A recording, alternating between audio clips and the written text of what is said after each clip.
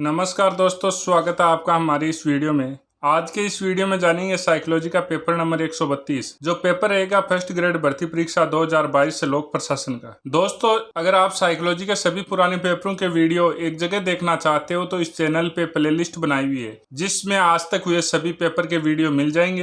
Playlist का link video के description में है। तो पहला क्वेश्चन जो इस प्रकार से है, निम्नलिखित में से कौन सी किशोरावस्था के दौरान की मानसिक विकास की विशेषता नहीं है? तो अमूर्त स्थिति को निपटने में बाधा महसूस करना, ऑप्शन नंबर 4 सही रहेगा। श्रीमती वंदना विज्ञान परियोजना पर सहयोगी रूप से समूह में कार्य करने के लिए 4-4 के विस्मांगी समूह बनाती है।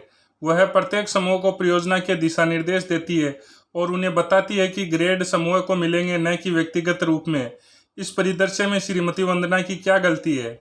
तो उसने अपने आकलन में किसी प्रकार का व्यक्तिगत आकलन सम्मिलित नहीं किया है।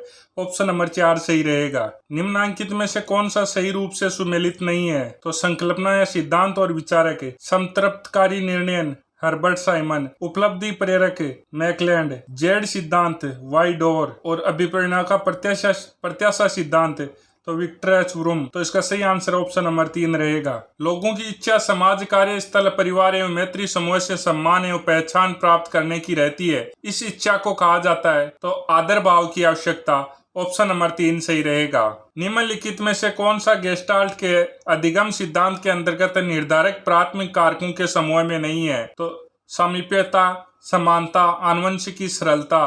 तो इसका सही आंसर ऑप्शन नंबर 3 रहेगा। शिक्षा प्रणाली उपागम की आगम इनपुट उप प्रणाली में निम्नलिखित में से कौन सा सम्मिलित है? तो पाठ्यचर्या। ऑप्शन नंबर 2 सही रहेगा। अभिकर्मित अधिगम निम्नलिखित में से किस सिद्धांत पर आधारित है? तो क्रिया प्रसूत अनुबंध सिद्धांत पर। ऑप्शन नंबर 4 सही रहेगा। निम्नलिखित में से कौन सी एक उपागम हर्बर्ट साइमन द्वारा उसकी निर्णय निर्माण प्रक्रिया में प्रयुक्त की गई है? तो व्यवहारवादी उपागम। ऑप्शन नंबर 1 सही रहेगा। यह किसने कहा कि शिक्षा मनोविज्ञान शिक्षा का विज्ञान है? तो E.A. पील ने। ऑप्शन नंबर 3 सही रहेगा। दोस्तों, ओल्ड पेपर के इम्पोर्टेंस को देखते हुए पेपर साथी ऐप लेके आया है साइकोलॉजी की टेस्ट सीरीज, जिसमें आपको मिलेंगे आज तक हो चुके 130 प्लस पुराने पेपरों के टेस्ट है। साथ ही में मिलेंगे 15 चैप्टर वाइज टेस्ट है, जिसमें इंपॉर्टेंट क्वेश्चन व ओल्ड एग्जाम क्वेश्चंस रहेंगे। और साथ ही साथ आपको मिलेंगे RBSE NCERT बोर्ड की साइकोलॉजी की कक्षा 11 और 12 बुक के चैप्टर वाइज टेस्ट है। यह सब कुछ आपको इस टेस्ट सीरीज में मिलेगा। टेस्ट सीरीज का लिंक वीडियो के डिस्क्रिप्शन में है। शिक्षा में मृदु सॉफ्टवेयर तकनीक का उपयोग लागू हुआ है? तो सतत मूल्यांकन में। ऑप्शन नंबर 2 सही रहेगा। जब एक विद्यार्थी नियमित तौर पर 2 हफ्ते के अंतराल के बाद लघुत्तम समाप्ति की गणना करने की विधि का अभ्यास करता है, तब उसे लघुत्तम समाप्ति की गणना करने की प्रक्रिया याद हो जाती है और वह उन्हें सीख जाता है। यह उदाहरण संबंधित है तो अभ्यास के नियम से। ऑप्शन नंबर 3 सही रहेगा। निम्नलिखित में से कौन सी मानसिक रूप से स्वस्थ मनुष्य की विशेषता नहीं है?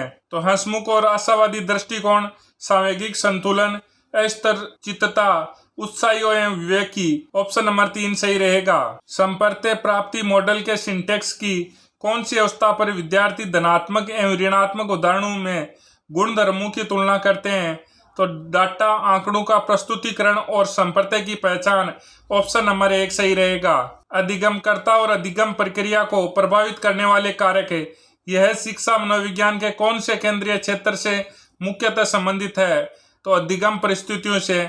ऑप्शन नंबर 4 सही रहेगा। निम्नलिखित में से कौन सा संप्रेषण का सही क्रम है? प्रेषक संदेश की एन्कोडिंग, माध्यम संदेश की डिकोडिंग प्राप्त करता। तो इसका सही आंसर ऑप्शन नंबर 4 रहेगा। निम्नलिखित में से कौन सी संवेग की विशेषता नहीं है? तो संवेग स्थायी होते हैं। ऑप्शन नंबर 3 सही रहेगा। वास्तविक जीवन की घटना, वस्तु अथवा परिघटना का निरूपण अथवा मॉडल है, जिसमें अधिगमकर्ता अपनी क्रिया के परिणाम को देख सकता है। कभी कभी इसमें वास्तविक चीजों, वस्तुओं को करना व्यवहारिक अथवा संभव नहीं होता है।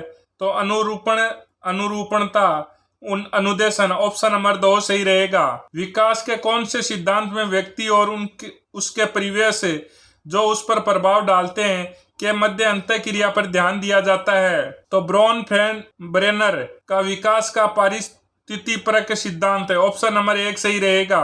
किसने अपनी पुस्तक में यह कहा कि सामूहिक बुद्धि शक्तिशाली होती है और कभी कभी बुद्धि लब्धि से भी ज्यादा शक्तिशाली हो जाती है, जबकि बुद्धि लब्धि का जीवन का सफलता में योगदान मात्र 20% होता है और अन्य कारक शेष रूप में योगदान देते हैं।